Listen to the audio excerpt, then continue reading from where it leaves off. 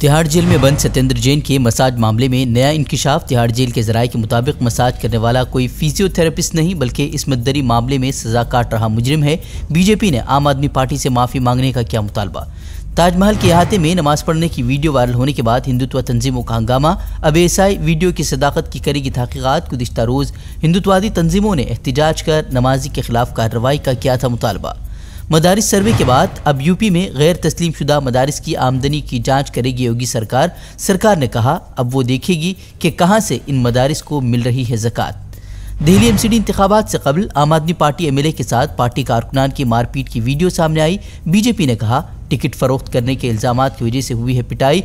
आप रहनुमा ने कहा बौखलाई बीजेपी अब लगा रही है झूठे इल्जामात।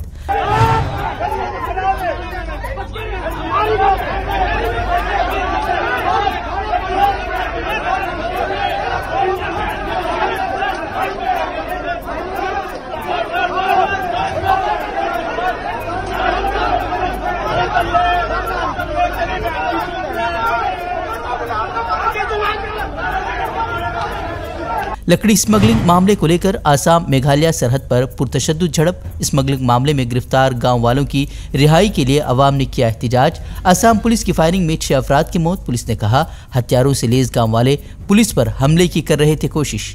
मेघालय के वज़ीर आला ने पुलिस कार्रवाई की शदीद मजम्मत की। कहा आसाम पुलिस और आसाम फॉरेस्ट गार्ड ने मेघालय में दाखिल होकर की बिला इश्ताल फायरिंग। गैर इंसानी फ़ैल के जिम्मेदारों के खिलाफ कार्रवाई की कही बात। रियासत में जारी तमाम त्यौहार मनसूख करने और मरने वालों के अहल खाना को 5 लाख मुआवजे का किया ऐलान।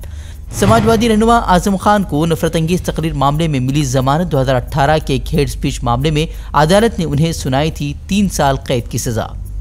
मोदी हुकूमत के रोजगार मेला प्रोग्राम पर कांग्रेस सदर मल्लिकार्जुन खड़गे का तंज। बोले जिस हुकूमत में 30 लाख ओहदे खाली पड़े हैं उसके लिए 71,000 नौकरी पत्र बांटना ऊंट के मुंह में जीरे के मुतरादिफ। हिमाचल और गुजरात इंतखाबात से कबल सिर्फ वोटरों को वरगलाने की उसे कोशिश करार दिया। बेंगलुरु में वोटर डेटा चोरी मामले में तनकीदों की जद में आई बीबीएमपी की अब बड़ी कार्रवाई। अब 3 अफसरान को किया मुअत्तल। उनके खिलाफ तहकीकात का भी दिया हुक्म। मजीद अफसरान पर भी लटकी मुअत्तली की तलवार।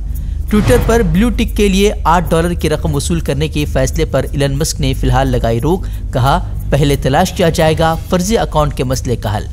इंडोनेशिया में ज़लज़ले से बड़े पैमाने पर जानी व माली नुकसान। जान गंवाने वालों की तादाद 268 तक जा पहुंची। 151 अफराद ताहाल लापता। मरने वालों में एक बड़ी तादाद स्कूली बच्चों की। हमसे जुड़े रहने के लिए हमारे चैनल फ़िक्र ख़बर टीवी को सब्सक्राइब करें। वीडियो को लाइक और शेयर करें। मज़ीद खबरों के लिए विज़िट करें फ़िक्रखबर.com।